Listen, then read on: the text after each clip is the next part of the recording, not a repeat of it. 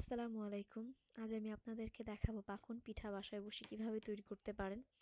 এখানে আমি নিয়েছি মুগ ডাল। এখানে আমি মুগ ডাল ১ কাপ পরিমাণে নিয়েছি এবং তার সাথে আমি এখানে আধা চা চামচ পরিমাণে বেকিং পাউডার এবং লবণ দিয়ে দিয়েছি। আপনারা যদি কেউ চান যে নারকেল অ্যাড করতে, সেক্ষেত্রে আপনারা যখন চাল দেওয়ার আগে আপনারা নারিকেলটাকে ভালো করে দিয়ে ভালো করে নেড়ে তারপরে এখানে চালের গুঁড়াটা দেবেন। যদি না দেন, নারকেল যদি কেউ পছন্দ না করেন, তাহলে আর দেওয়া দরকার নেই। এখানে আমি চালের গুঁড়া নিয়েছি ২ কাপ পরিমাণে। এখন আমি চুলার যে আঁচটা রয়েছে এটা আমি কমিয়ে দিয়েছি। কমিয়ে দিয়ে এখন ভালো করে আমি এটাকে মাখিয়ে নিচ্ছি যতক্ষণ পর্যন্ত না একসাথে মিশে যাচ্ছে। মিশা হয়ে গেলে এখন আমি এটাকে ২ থেকে ৩ মিনিট বা ম্যাক্সিমাম ৪ মিনিটের মতো ডিম ডিম আঁচে এটাকে আমি হতে দিচ্ছি। অন্য একটি পাত্রে এখানে আমি চিনি নিচ্ছি ২ কাপ। আপনারা চাইলে সাদা চিনিও ইউজ করতে পারেন অথবা গুঁড়ো ইউজ করতে পারেন। ২ কাপ চিনির জন্য এখানে আমি নিয়েছি ২ কাপ পানি। এখন আমি এটাকে শিরা হতে দিয়ে দিচ্ছি। ৪ মিনিট পরে আমি আমার ঢাকনাটাকে উঠে এখন আবারও ভালো করে নেড়ে নিচ্ছি। ভালো করে মেশানো হয়ে গেলে আমি এটি একটি পাত্রে ঢেলে নিচ্ছি। এখানে আমি একটি পাত্রে ঢেলে নিয়েছি ঠান্ডা হওয়ার জন্য। ৫ থেকে ৬ মিনিট পরে আমরা এটাকে ভালো করে মেখে নেব। এখানে মাখাটা খুবই ইম্পর্টেন্ট। ভালো করে মেখে নেবেন যেন ডালের অংশ এবং যে চালের গুঁড়ার অংশ যেন সবটুকু ভালোভাবে মিশে যায়।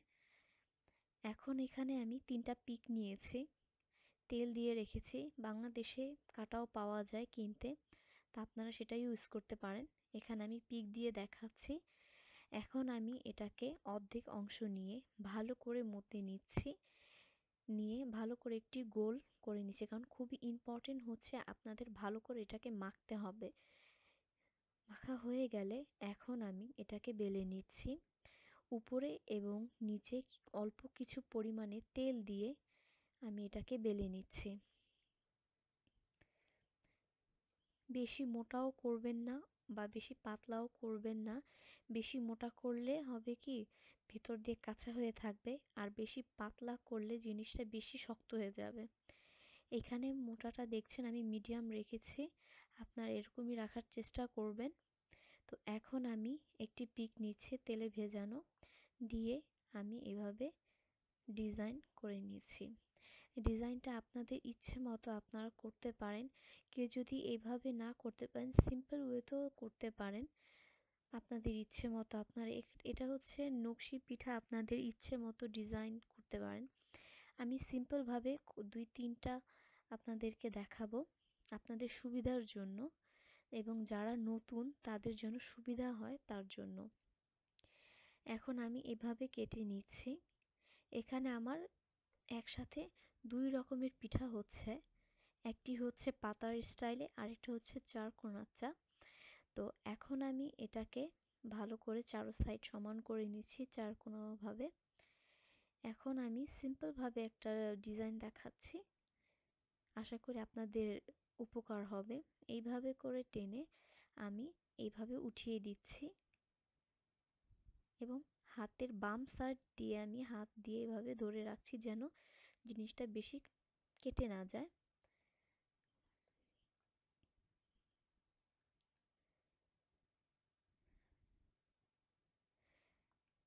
তো এখানে আমার রেডি হয়ে গেল প্রথম ডিজাইন।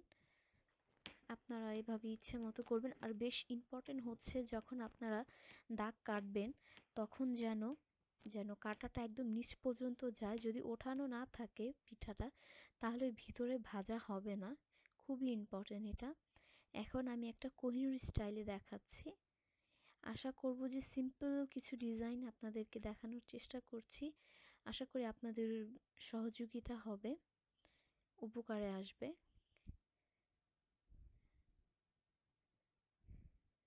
তো এখানে আমি সিম্পল ওয়েতে দেখাচ্ছি। এটা হচ্ছে আমার দ্বিতীয় নাম্বারের ডিজাইন। এখন আমি আপনাদেরকে দেখাবো তৃতীয়টা কিভাবে করছি। এবার আমি লম্বাভাবে বেলে আমি ছুরি দিয়ে কেটে চার কোণাচা করে কেটে নিচ্ছি।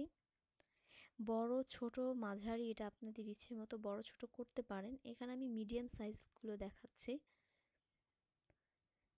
তো এখানে হয়ে গেল আমার তৃতীয় ডিজাইন, 3 নাম্বার ডিজাইন। তো এভাবেই আমি একই স্টাইলে, আপনারা খেয়াল করেছেন হয়তো আমি একই স্টাইলে কেটেছি আপনাদের সুবিধার জন্য। এখন আমি আমার শিরাটা দেখে নিচ্ছি। শিরাটা তখন রেডি হয়ে যাবে যখন দেখবেন শিরাতে তার মতো চলে এসেছে, তারের মতো, তখন মনে করবেন আপনার শিরাটা হয়ে গেছে। এখানে আমি গরম তেল রেখেছি। তেল রেখে এখন আমি এটাকে মিডিয়াম আঁচে এটাকে আমি ছেড়ে দিয়েছি। চুলার আঁচটা আমি বেশি বাড়াবো না, কারণ চুলার আঁচটা যদি বাড়াই তাহলে হবে কি উপরের যে পাট রয়েছে তা হয়ে যাবে কিন্তু ভেতরে হবে না, ভেতরে কাঁচা থেকে যাবে। তার জন্য আমি ডিম আঁচে এটাকে মিডিয়াম আঁচে আমি এটাকে ভেজে নিচ্ছি। যখন দেখবেন যে শিরা ঘন হয়ে গেছে তখন আপনারা যা করবেন, অল্প পরিমাণে গরম পানি নিয়ে মিশিয়ে দেবেন যেন শিরাটা বেশি ঘন না হয়। এখন আমি তেল থেকে নামিয়ে সরাসরি শিরাতে দিয়ে দিচ্ছি, এভাবে করে চুবিয়ে দিচ্ছি। এখন আমি 3 থেকে 4 মিনিটের জন্য ডিম আঁচে এই শিরাটার মধ্যে পিঠাটাকে রেখে দেব। 3 মিনিট পরে আমরা এটাকে নামিয়ে ফেলছি। তো রেডি হয়ে গেল পাকন পিঠা। আশা করি আপনাদের কাছে ভালো লেগেছে। ভালো লাগলে আমার ভিডিওতে লাইক দিন, শেয়ার করুন এবং সাবস্ক্রাইব করুন এবং কেমন হয়েছে আমাকে জানাবেন। এখানে সব ডিজাইনের পিঠাই আমি রেখেছি। তো thank you so much watching for my video. By.